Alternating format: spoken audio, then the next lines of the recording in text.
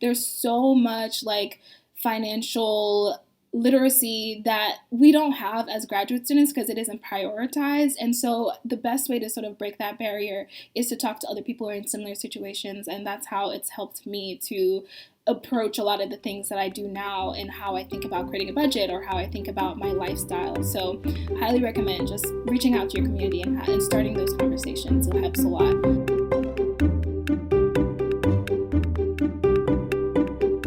Welcome to the Personal Finance for PhDs podcast, a higher education in personal finance.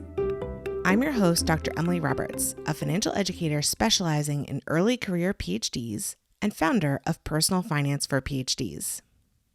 This podcast is for PhDs and PhDs-to-be who want to explore the hidden curriculum of finances to learn the best practices for money management, career advancement, and advocacy for yourself and others. This is Season 14, Episode 8, and today my guest is Georgia K. White, a first-year graduate student in history at Brown. Georgia K. is a first-generation college student from Jamaica who grew up with financial insecurity, which spurred her to set a high bar for the financial support she expected from her graduate program. Georgia K. was just as forward-thinking as she evaluated her housing and transportation options for her first year at Brown to set them at a reasonable level for her stipend. However, once she started living the grad student life, she realized she was overspending, especially on groceries and Amazon. She shares how she worked through her financial anxiety to confront her spending and start to budget. Finally, Georgia K. details her financial goals for her 20% savings rate going forward. This episode is a must-listen for anyone with an upcoming career transition or move, especially if it's your first. If you're listening to this episode the day it's released, you know that tomorrow is the filing and payment deadline for your 2022 tax return, as well as the payment deadline for your Q1 2023 estimated tax. If you haven't yet cracked the code for your grad student or postdoc taxes, there's still time to receive my help. Go to pfforphds.com/tax and sign up straight away for the appropriate workshop for you. The workshops are asynchronous, so upon registration, you'll have immediate access to all the video modules with transcripts, worksheets and/or spreadsheets, and recordings of previous Q&A calls. Best of luck finishing up.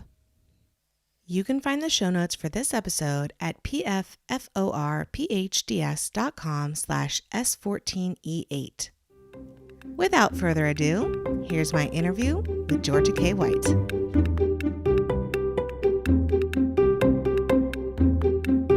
I'm so excited to have on the podcast with me today Georgia K. White. She's a first-year graduate student at Brown, and our subject today is budgeting and what she's learned as a first-year graduate student about that topic. So, Georgia K., would you please introduce yourself a little bit further for the audience? Yes. First, thank you for having me. My name is Georgia K. I'm a first-year history PhD student at Brown University. I study 20th century African-American labor history, and I'm actually first-gen Jamaican. My parents are immigrant. We all migrated to the U.S., and so I sort of like had to figure out not only personal finances in terms of like living in a new country, but also personal finances because like I didn't grow up with a lot of personal finance talk in my family. So yeah, that's just sort of like my background. Okay, so you get the multiple first gen labels, right? Like you get first generation American. I don't know about first generation college necessarily. I am first gen college as well. First gen graduate student, first gen everything. First gen grad student, we got it all. Okay, that's wonderful. And what age did you come to the US? I came to the U.S. actually right before I turned 18. So I was I was very new. Very new to the U.S., yes. Yes, and where did you go to college? I went to college at Agnes Scott College in Decatur, Georgia. It's a small women's liberal arts school. Yeah, okay. So, wow. Okay, this first question that we have, what was the state of your finances and your financial background and money mindset coming into graduate school? So really we're talking about what you grew up with in Jamaica, and then also just that short time you had in college. So what was going on both with your finances and your like money mindset by the time you entered graduate school? Yeah, so I grew up, I would say like relatively low income. In Jamaica, like I would be considered mostly like middle class, but in the larger scheme of things, I grew up with a lot of financial insecurity. So I had like an anxious sort of relationship with money from like childhood. And so once I was coming into grad school, I was super anxious about it because I had just started like looking online and seeing like the discourse around grad school and grad students being like they're underpaid and they're not like happy with their financial situation. And so it's coming from someone who's first generation. I didn't have a lot of financial safety nets. Like I just know that if anything, I'd have to figure it out on my own. And so yeah, definitely once I was like deciding to go to graduate school, this was before I found out about like what schools I'd be going to. When I was thinking about like applying, I was like, oh my God, is this going to be the worst financial decision of my life to do this right at this time? Because I came straight from undergrad, so I didn't have a lot of time to like build up savings and stuff like that. But I really knew that I was passionate about the topic, so I was like, I'm gonna do this. Hopefully it works out. Hopefully I can get a stipend that's like livable. And that was my number one concern. I wanted a stipend that I wouldn't be in a financially precarious situation just because I've already experienced so much like financial turbulence that I wanted some sort of safety net. Absolutely. That makes so much sense. So I want to talk a little bit more about maybe the application and admissions process. I mean, as anyone would be, we're very nervous seeing the discourse currently going on, rightly so, about how difficult graduate school is financially, and all the unionization movements and so forth. So like, tell me about like the schools that you chose to apply to. Were finances on your mind? Let's talk about that, like the selection process of where to apply. Yeah, so I was super selective about the schools that I applied to, and I sort of feel like I feel like really naive in a way, but it worked out, right? Like I was like, I'm gonna apply to mostly private schools because tend to have higher stipends, unfortunately. And I started looking. I actually use I forget what the platform is called, but they publish stipends for students. I think you might know what it's called. Is it phdstipends.com? Yes, is that a website that That's you run? mine. Yeah. Yes, okay, okay, yes. So thank you Yeah. for that because I actually use that website a lot. So I looked at the PhD stipends and I was really serious about, okay, like, is this a stipend that's livable? And then I would go ahead and like look at the livability calculator to see like, okay, is this gonna work? And I ruthlessly took schools off my list if they weren't in that like situation of like they had a decent stipend for the area. So even if the stipend on its face was like, almost 40K and the livability, like it's in New York, it's like, okay, that's still not gonna work. So I was very serious about that. And I ended up applying to 9 programs. And those 9 programs I felt like had really strong stipends. And they had other benefits like health insurance and stuff like that I was looking at too. So you're the first, I think, interviewee I've had on the podcast who answered that question in that way. Because a lot of people I talk to, of course, by the time they get into admission season, they're thinking about the financial offers and so forth. But to back that up into application season, I mean, this is actually what I teach in my workshop for prospective graduate students. Set yourself up for financial success in graduate school. It starts way back the summer before you apply, even earlier than that, understanding the funding models, just like, I mean, you said you were naive, but that is a very advanced strategy that you're applying. So that's awesome. Yeah, to really think through why bother applying to a place that's you are pretty confident already is not going to support you sufficiently. And so to just, if you have programs that, make your list, that's great. You don't need to bother with the other ones who aren't, if this is a priority for you, which it was for you. It's not necessarily going to be a priority for everybody, but for you it was. So I love that process. It was really just my financial situation, like coming in with so much student loans. Like I felt a lot of guilt over the amount of student loans I had, and I knew I didn't want to get any more student loans in graduate school. And so I was like, I need to find a situation that's going to work out. And the reason why I say naive, just because talking to people about like the admissions chances in graduate school. So I was like, okay, I'm going to be selective, but these schools are going to have higher competition because they do, like they have high stipends and people know about them and stuff like that. So that's why I was like, okay, well, hopefully I get in. Yeah, but applying to 9 schools, that's a pretty good number. I think that'll give you a lot of chances. Sure. Anyway, it has worked out. So let's talk about admission season. I don't know how much you want to share about how many offers you got, but did your expectations bear out and the offers that you did get? Yes, they were decent stipends. And then maybe you could share how much more finances, if at all, played in the decision of where to go, or if you'd already done that filter earlier on, maybe it didn't really have to. Yeah, so I got three admissions out of the nine that I applied to. I got admitted to Penn, Brown, and Maryland, University of Pennsylvania, Brown University, and University of Maryland. And those offers were pretty good offers, honestly, especially looking at like the averages for stipends. So I got 38,000 from Penn, and then I got 45 from Brown, and I think Maryland offered like 32. I don't remember specifically because I knew almost immediately that Maryland had the lowest stipend, so I was just mainly considering Penn and Brown. And yeah, those were like comparable in some sense. Obviously, like there's still a discrepancy there between the amount that I got from Penn and the amount I got from Brown. But like it was actually a hard decision for me because the programs were both equally great, but then also the cost of living was relative.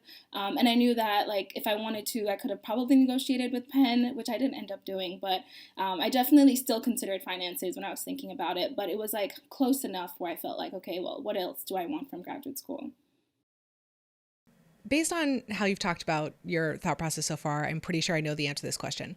But were you only considering your first year stipend and like the source of the funding? Or were you also looking forward to like, were you being funded for 5 years, or were there guarantees, or, was it a TA-ship versus a fellowship? Like, did you factor all that stuff into?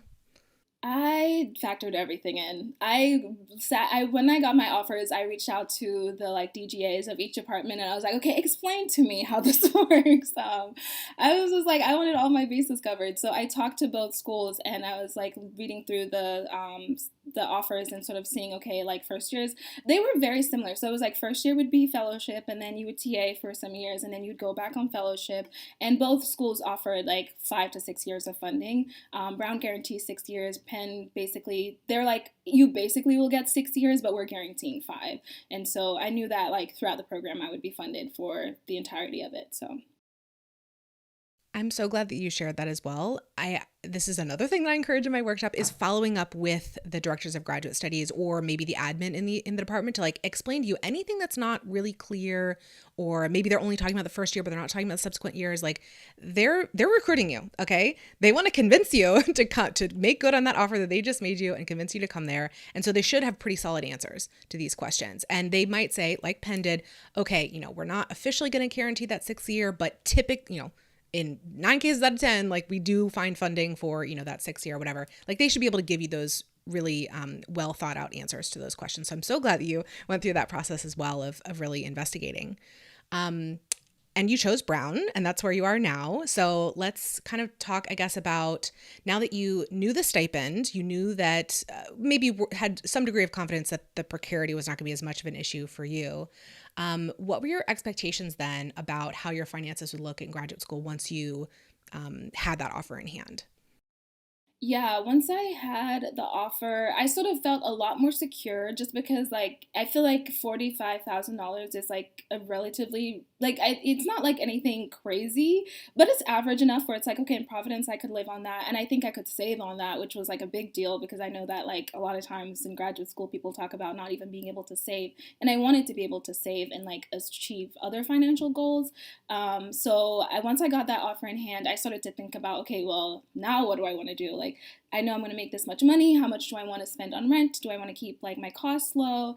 How much am I willing to compromise for the next few years? Because I'm in my early 20s to sort of set myself up for a good financial foundation. And so those were just sort of all the questions that I had in my head. And then also I started to think about like the realities of graduate school and what in cost that would incur as well. So I like when I was going through my stipend, sort of backtracking a little bit, going through my offer, I would see that, I had like research funds and these funds, but I didn't know until I sat down with the DGS and asked about it. I was like, is this money that would be like deposited into my account? And they're like, no, it's reimbursements. And I was like, oh, okay. So then I had to learn about this whole reimbursement thing. So I was like, I have to have a safety net, like some sort of savings, because if I want to pay for something, I have to pay for it first before I get the money back. And so I started to think about that and just a lot of wheels turning now that I know that, okay, this is how much I'm going to make. How can I make this work in order to like pay for my day-to-day living expenses?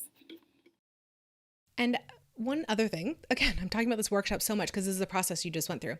One other thing I talk about in this workshop is about the big decisions you need to make in your budget that happen probably before you even arrive at graduate school, right? You mentioned housing. So like did you commit to a lease, for example, in advance of moving, or was that something you were able to arrange once you got there? It's very different, different housing markets.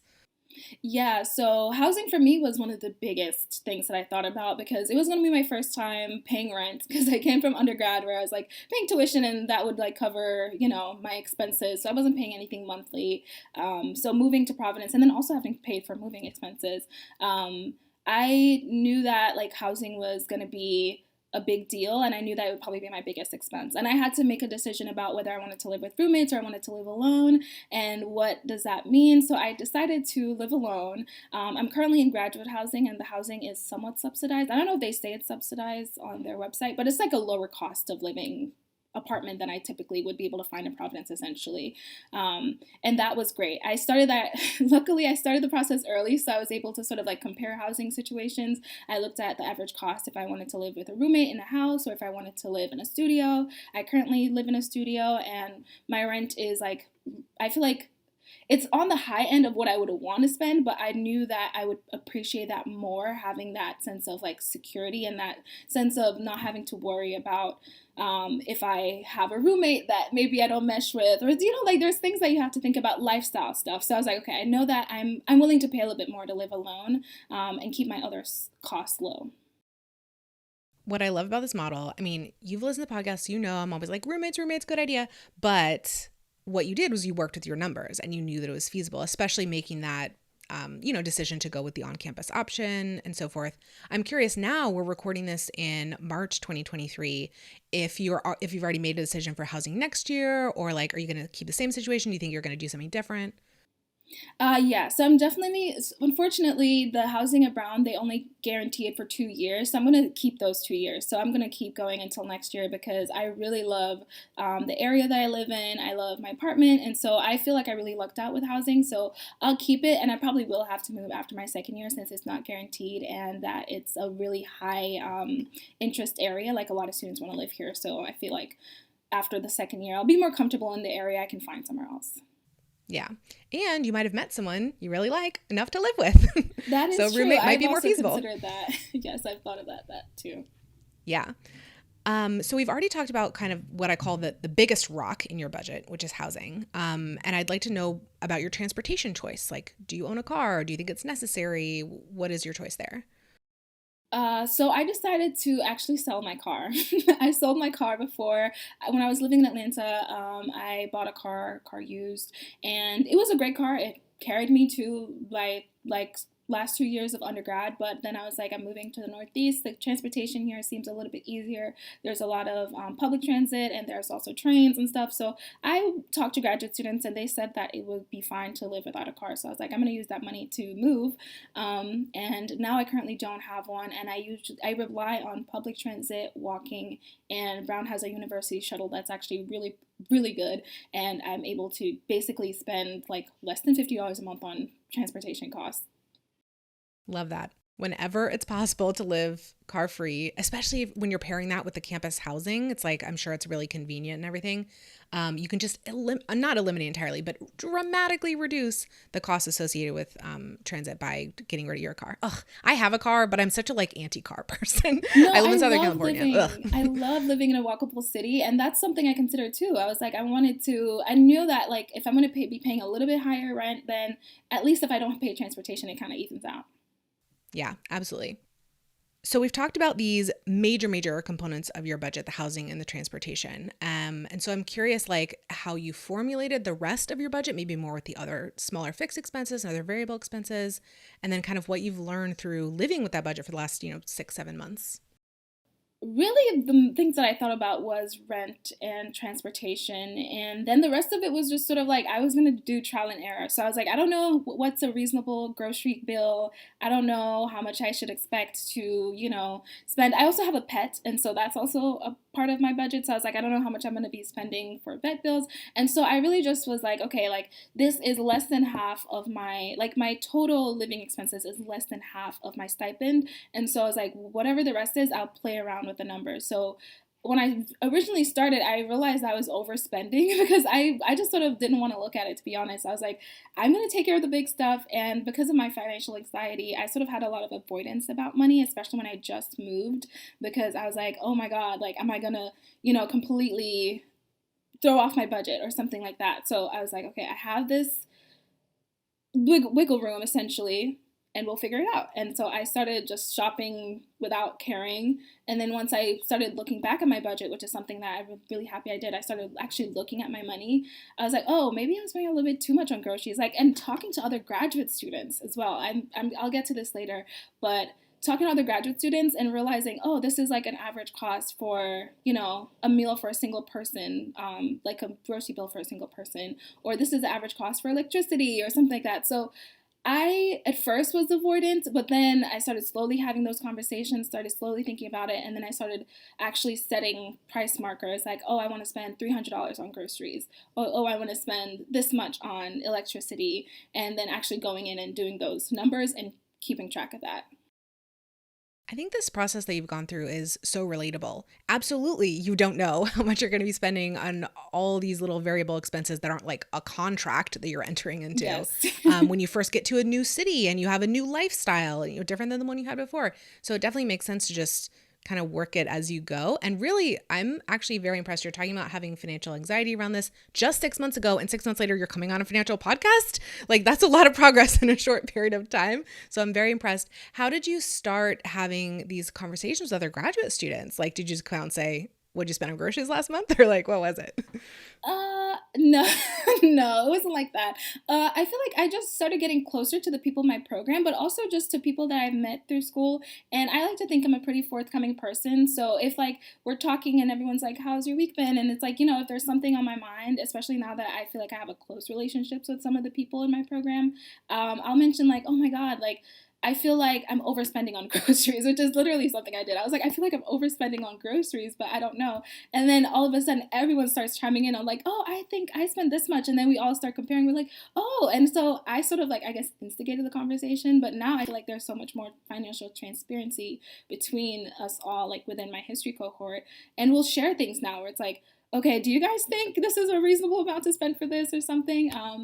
And yeah, so I just feel like, luckily, I've always been open to sharing, and I feel like sharing invites other people to share.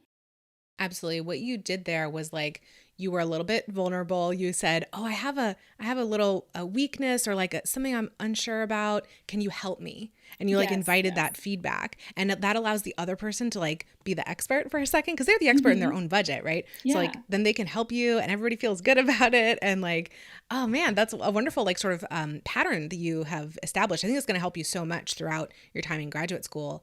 I remember, for example, not necessarily about groceries, but like just asking other people how much they spend in rent. Like, oh, I really like your place. Like, do you mind me asking? Because this is what I spend. And like, how much do you have? And that was a way that I found like a really great deal on housing. My friend was like, you wouldn't believe it. I only pay such and such for this great place, And so just having those open conversations, I feel like it's easier among people who are all paid the same, which I suspect probably everyone in your cohort is more or less like being paid the same, at least at the moment, right?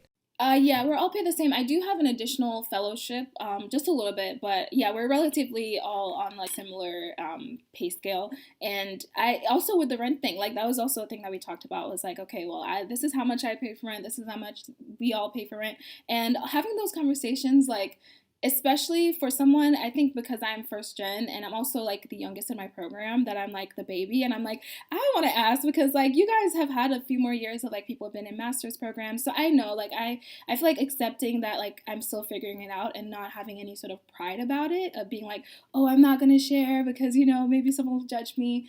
Just being like, hey, like, I'm figuring it out and you've had some experience. Like, what is your take on this? As you said, like they're the expert in their budget. And so people like to help in that way. Emily here for a brief interlude. You've heard me mention several times during this interview how Georgia K perfectly lived out the principles and strategies I teach in my year-long asynchronous workshop, Set Yourself Up for Financial Success in Graduate School. If you would like to take a deep dive with me into financial tutorials designed for prospective and rising graduate students, please check out pfforphds.com/setyourselfup. The workshop modules that relate to the topics in this interview are stipends versus cost of living, decipher and compare offer letters, right size your necessary expenses, prepare for your startup expenses. I hope to see you inside the workshop and to help you set yourself up for financial success in graduate school the way Georgia K has. Now back to the interview. Okay, so you're on the ground, you're figuring things out, you're using your cohort to kind of bounce ideas off of. I love that. Tell me about your actual practice of budgeting, because you said at first you didn't want to look at the numbers, but does that mean that you were actually tracking? Like there were numbers there that you were avoiding looking at? Like practically what was happening with those numbers? Yeah, so once I moved, I sort of had a little nest egg to move because I knew that I would need that money. Luckily, we did get a transitional amount. We got 2,200, so I knew I was going to get that as well. So I had like a number in my head. Okay, this is how much I'll need to move. And once I paid for my moving costs, there's a lot of things I didn't think about. So like how much furniture costs, buying a trash can. Buying a trash can is so expensive. Like all of these little things I've never paid for before. And I quickly went over budget and had to put some of those things on a card. And that was the first time I've ever done that, which is like put expenses that I couldn't afford on a card. And that gave me a lot of financial anxiety as well. And so once I did that, I was like, I don't want to look at this. I don't want to know how much I have to spend, because some of this stuff was like necessary expenses. And I knew that once I started getting like regular stipends, I could like then start thinking about it more critically. But in the first like month or two, I was just like, I knew I was spending and I knew I wasn't overspending, but I was definitely spending very close to like the borders of my budget, I guess. My budget being the amount that I know that I make per month. That's sort of like what I had in my head. It's like, this is how much you make.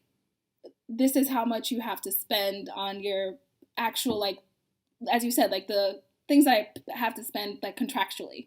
But everything else, I was like, okay, I'm going to spend and hope I don't go over.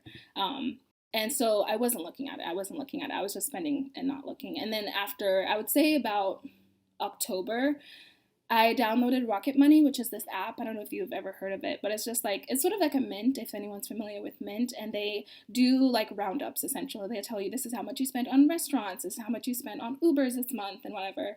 And so that was my first step into like, okay, what am I actually spending per category here? And then I saw the numbers. I was like, oh God, you know? And once I saw those numbers and I didn't have to do a lot for it, I feel like that also is like something I would recommend if you're scared about it and you don't want to actually sit down, like go line by line. Having some sort of like app that does it for you is just like, all I had to do was put my bank account in, open it, and then just be like, okay, what is here? And so I looked at it and I was like, this is how much I'm spending per category. And then I started to think about changes that I might want to make in the future.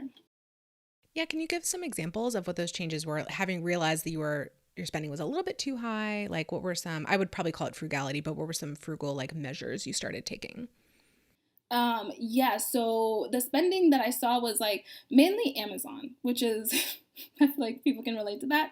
I was overspending on Amazon because I was constantly being like, oh, I need to get this for my apartment because I had just moved and I realized, oh, I don't have like, I really want a toaster or something like that. Things that I didn't need in the moment. And so I was like spending this much on Amazon, but I was doing it like in singular expenses. So I was never tracking how much I was actually spending. And I wasn't thinking about the cash flow of like, maybe I should wait a week or two until I get my next stipend to pay for this, as opposed to like buying everything at once. And so I was just like not paying attention to it. So once I saw it, I was like, oh, I'm spending like $500 on Amazon. That's like so much money. And then I was like, okay, I need to plan out what are the essential things that I need right now for my apartment since I just moved. Everything else will have to wait. And then also I looked at groceries, which I've mentioned a few times before. And I was like, oh, I'm spending this much on groceries. I was spending like over $350 on groceries, and I'm a single person and I wasn't even eating that much. So I was like, that seems like a lot of money to me. And so I asked people and people are like, oh, like I actually spend like $300 or a little bit less than that on groceries. And then I realized it was because I was shopping at the more expensive grocery store, and I didn't know because I didn't like shop around. I was like, this is the closest grocery store to me, so that's what I'm going to go to. But literally if I just went in a like one that's like a little bit further away, I found cheaper groceries. And so I was able to get the same amount of groceries for a little bit less. And so, yeah, those were the things that I realized once I looked at the numbers. This is so relatable to me personally, and also I think the audience generally. Just yeah, it's a transitional time when you're starting grad school and you don't know the place to shop yet, and you do need, well, need is a relative word. You want to have some things for your new place, and so it sounds like it was a combination of like finding some more frugal tactics to apply, and then also just really the proactive aspect of budgeting. You were doing the reactive, the retrospective aspect, which is like looking at where your money had gone, and then you started adding in the, oh, okay, well, I only have, available this amount of money for, discretionary Amazon purchases. So I got to keep it to that limit, and anything else will have to wait for the next pay cycle when, we refill the coffers. Is there anything else that you'd like to add about that practice of budgeting? I would say once I started doing like the automated where it was like the app was tracking it for me, then I actually sat down and like made an actual budget. Like I was like, okay, this is how much, not like what the thing is telling me that I should spend based on my previous expenses, but based on my goals, like my savings goals, how much should I reasonably spend? And then that actually made me cut back a little bit more because I was like, oh, if I want to save up an emergency fund, then I can't be spending this much on, eating out or something. Yeah, I want to get back to those financial goals in just a minute. But before we do so, you said that you had some resources that you'd like to share about, how you've learned about budgeting, how you're practicing budgeting. You mentioned, sorry, I'm going to say Rocket Mortgage. That's like the ads that I hear for them. But Rocket Money, is that the name of the budgeting app? Yes, Rocket Money is the one that I started with. I've actually, in college, I tried to use Mint because everyone was like, oh, Mint is a great app. And I think it is a great app, but I quickly realized the interface just wasn't like super user friendly to me. It was a little bit clunky. So I stopped using that. And mainly also because I was just scared to budget at that point as well. It's taken me a while to get into proactively looking at my money. And so Rocket Money has helped me to do that because it's been like a really simple interface. And once I put in my stuff, it just sort of gave me all the numbers that I wanted to look at. And I would say also a lot of personal finance podcasts, which obviously this one I listen to, which I think is really, really helpful because there's just some things as an academic that like other podcasts will be like, oh, you need to focus on, negotiating for a raise or things like that. And it's like, okay, that's not super practical to the life I'm going to be living for the next few years. But in terms of podcasts, I love the Financial Confessions. I feel like it talks a lot about like the social life of money, like money with friends and money in relationships, which I think helps a lot. I also like the Her First 100K podcast, which is like I feel like that's a pretty popular one, but it's like women in money and thinking about how we perceive money, which is a lot of these podcasts are actually thinking about like how we think about money, how we use money on a daily basis. And then books. I love books. I feel like as academics, like of course, like my first sort of introduction to finance was through books. So I Will Teach You to Be Rich, which is a very popular one, but also Jen Sincero's How to Be a Badass with Money. I think that's the title of the book. Yeah, That I've one read that as well. really, yeah, that one is really good. I know people have mixed opinions on it, but the reason why I personally enjoyed it is because it sort of like allowed me to think about the ways that I talk about money to myself in ways that I didn't really think about before. Because as I mentioned a lot, that I've had anxieties around money, and so I would just sort of be like, oh, like in college, like I'm so broke or I'm so this, and like a lot of negative money talk, and I've stop doing that. And I think having done that for a few years now and sort of reframed the way that I think about myself and my relationship with money has allowed me to make these like larger steps towards being like more financially competent.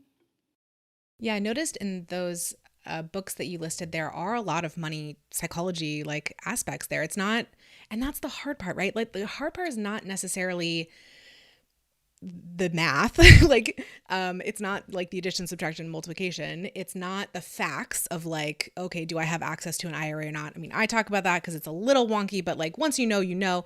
The psychology part of it is the one that you need to work on over time, and it's like you're never really done with it. You're always evolving to like a new level with it.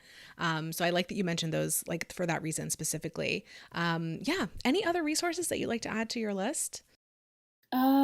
I would say, I don't know if this really counts as a resource, but what I mentioned previously, which is talk to graduate students, like talk to graduate students, preferably graduate students who are in a similar department to you or in a similar field to you, because then you can get like ideas about, the decisions that you can make that might help you in the future, like just like daily living expenses. As you said, like maybe talking to them about apartments, you might find a great deal or something. So I found that actually some of the best like resources have been like the other students in my department and students in at Brown.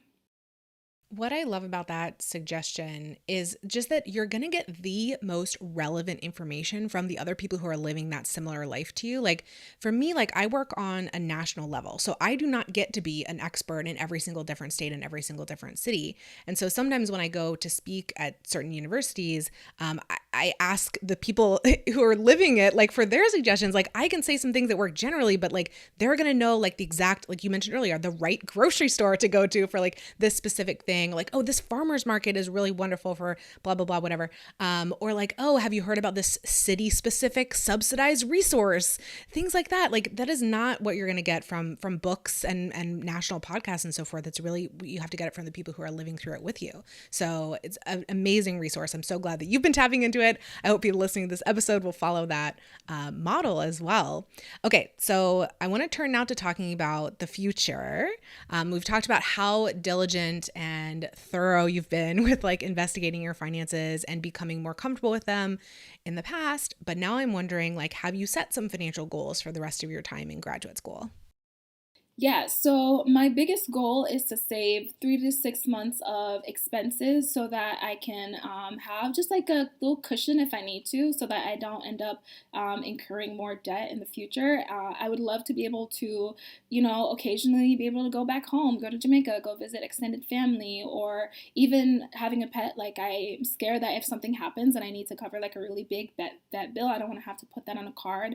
So my immediate goal is to save 3 to 6 months of living expenses. And then my second goal is really a way to like manage my financial anxiety, which is just to automate a lot of the big picture stuff that I know that I want. So automatically like saving 20% of my income, and then also once I've done that, moving on to automating retirement and investment. So that's something I see as more like a building block sort of goal, where I'll be working on that for the next year or two, of just slightly changing things within my account so that the money goes where I need it to go. My third goal is to increase my income, which is not something I hear a lot of graduate students talk about, and I get why, but I really do feel like, especially for me, I want to be able to help with family stuff and just feel more secure. And so I feel like the best way to do that is to increase my income. And the way that I sort of see myself doing that is through additional teaching responsibilities. So I can teach in the summers, and I can also do like proctorships that pay a little bit more, and those will pay up to like $10,000 more per year. So that's just a small way that I can increase my income so that I can have a little bit more flexibility. So with your first two goals of building up that emergency fund, and then starting to invest and starting to save for like other types of goals as well, you mentioned a 20% figure. So I'm wondering, are you currently saving 20%, and is that going towards your emergency fund, or is 20% something you're like working up to over time? Yeah, so I'm currently saving 20%.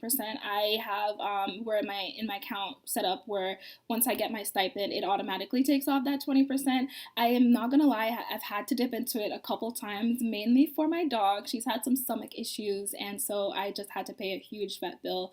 But I will continue to save that as much as I can and do that 20% minimum. And in the future, I would actually like it to be more, but for now, I feel like 20% is a good amount to save. Definitely don't feel any guilt about spending on emergencies. I mean, that's what it is when you have like a medical situation, whether it's yourself, your family member, your pet. If it has to be done, it has to be done. That's what, I mean, you're saving the emergency fund. That's what the emergency fund is for. So you're saving it, and yeah, you spend down, but you still have the 20% savings rate. And it'll, not every month is going to have, one where you have a big expense like that. So that's awesome. That's an amazing savings rate for a graduate student. So just congratulations to you. And I'm really excited for, when the emergency fund is filled and when the other, cash savings goals are filled and you get to turn to investing. It's going to be so exciting. And I love this idea of course, increasing income as a graduate student, but also that you've thought through what your options are. And sometimes, like it seems like you identified in your case, there are opportunities even at your university that you can sort of easily pivot to and just add on to the responsibilities that, you'll have in the moment that'll allow for that additional income. And I like that because, side hustling is sometimes frowned upon, sometimes disallowed. But when it's an opportunity that comes through your university, it's like, oh, you've kind of already like been approved for this because it's something they offer Yes. to you, So it doesn't have to be like hidden or, anything like that. Yeah, and that's something I thought about. I'm very much a work smarter, not harder person. And so I was like, I keep my eye out because now we've gotten like emails about like, oh, if you want to teach in the summer, I'm actually going to be teaching this summer. And that's an additional $4,000. So I was like, actually, this is great. Like if I teach every summer or if I'll try to, then I can make a couple $1,000s. And then if I take on like an extra TA assignment, I can make another couple $1,000s. And that's like money that I can put towards savings because right now I feel like pretty good in my base living expenses that I don't need to like, upgrade apartments or anything like that. So it's like all that money can go towards my larger goals. Yeah, and you've just identified another great strategy there, which is base your typical budget, your contractual living expenses, your necessary expenses around the minimum amount of money you can expect to be taking in the course of the year, so that anything you take in above that could be used for savings or also other discretionary purchases, like you mentioned, going like back home to Jamaica, and so like that maybe you could do an extra trip, and still have money to put like into savings as well. So I love that balance, and it's a great strategy for pretty much any stage of life, not just graduate school. Well, Georgia K, this has been such an amazing interview. I'm definitely going to be pointing to it for all the prospective graduate students as a model for how to handle this. And even especially, even like your self-awareness around the money anxiety and so forth, and how you faced it and like trying to work through it and everything. Again, super relatable, I think, to so many people. So I'd like to finish up here with the final question that I ask all of my guests, which is, what is your best piece of financial advice for a fellow early career PhD? And that could be something that we've already touched on in the interview, or it could be something completely new. Okay, so I have two, but I'll make it quick. I would say the first one is one that I've mentioned a few times, which is that you should talk to the people around you. Like, I would say not even just graduate students, but also if there's any postdocs in your department or even early career faculty. I've just like had such great conversations, and it might be hard at first to sort of like bring things up, but I feel like you don't even have to ask about specific numbers, but just how people make it work in graduate school, because there's so much like financial literacy that we don't have as graduate students because it isn't prioritized. And so the best way to sort of break that barrier is to talk to other people who are in similar situations. And that's how it's helped me to approach a lot of the things that I do now and how I think about creating a budget or how I think about my lifestyle. So highly recommend just reaching out to your community and starting those conversations. It helps a lot. I would also say the second thing is to look at your money. I think that's harder than it seems, especially for people who maybe struggle with being scared about what they'll see, but it really, really helps because you don't even have to make any changes. Like, I just start looking at it and like being cognizant of like, okay, this is how much I'm spending. And I feel like that automatically leads to you making some slightly different decisions. So I agree. Totally agree. It could just be, you don't even have to do, like, you sort of went very quickly from the looking at the numbers to the starting to budget stage, but even staying at that, like, I'm just looking, I'm not intentionally making any changes, but as you said, it kind of works in the background of your mind, and you'll automatically most likely start to make at least a couple of changes, and you don't have to be too like forceful with yourself about it. Just having that awareness. So that is great advice. Thank you so much for sharing. And Georgia K, it's been an absolute pleasure. I'm so glad that you volunteered to come on the podcast. And, I hope you'll come back in a couple of years for an update. I'll be back anytime you want me. So. Okay, lovely. Thank you so much. Thank you for having me.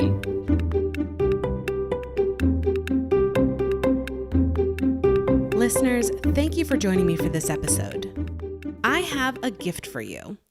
You know that final question I ask of all my guests regarding their best financial advice? I have collected short summaries of all the answers ever given on the podcast into a document that is updated with each new episode release. You can gain access to it by registering for my mailing list at pfforphds.com/advice. Would you like to access transcripts or videos of each episode? I link the show notes for each episode from pfforphds.com/podcast. See you in the next episode, and remember, you don't have to have a PhD to succeed with personal finance, but it helps.